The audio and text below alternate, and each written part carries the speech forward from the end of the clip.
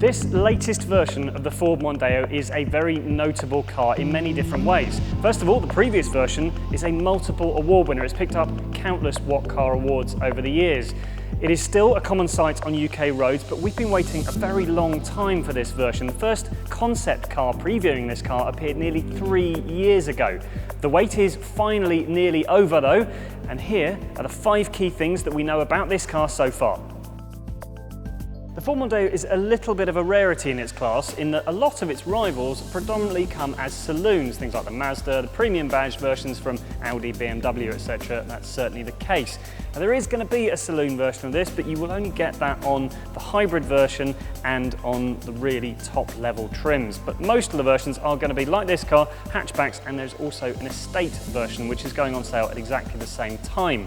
And one thing that we've really been fond of at What Car in the past with the Mondeo is its sheer size, and you can see just from looking at it that's still going to be the case. It's a massive car. The boot is especially large, very wide and very deep. And this car gets a much higher level of equipment than the previous Mondeos. Now, even the entry-level versions get alloy wheels, dual-zone air conditioning, the latest version of the Sync infotainment system. We'll go into more detail on that a bit later. Now, the reason I'm sat back here talking about equipment is these seat belts. They're actually airbag seat belts, so they blow up like airbags in the case of a crash.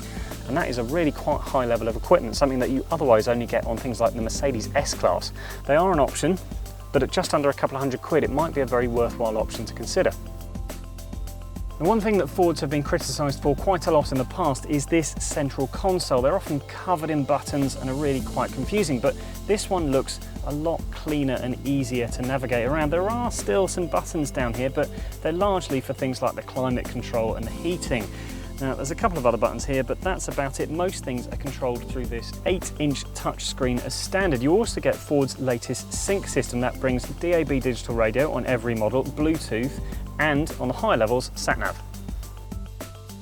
And many Mondeos have been bought with diesel engines for long treks up and down the motorway, and that's probably going to be much the same with this version. To start off with, there's going to be 3 diesels. A 1.6 litre one will be the highlight as far as emissions are concerned, because that will be comfortably under 100 grams per kilometre. There's also going to be 2 2-litre diesels under around 110 and 120 grams per kilometre respectively.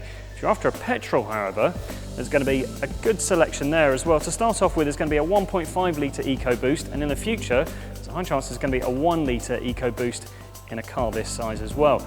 There's also going to be a hybrid version, and as I mentioned earlier, that's only going to be in the saloon, but that will also give you sub 100 grams per kilometre emissions.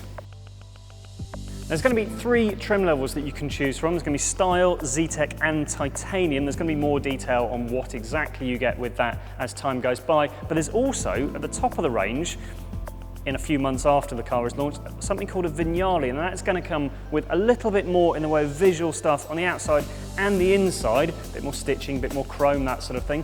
But Vignale, Ford says, is much more about the experience. And that means that you get a much more personal relationship with your dealer. You get one person that you can call up and get in touch with. They will come and collect your car and deliver it back to you when it comes to being serviced. Apparently you can also even drop in and have the car washed.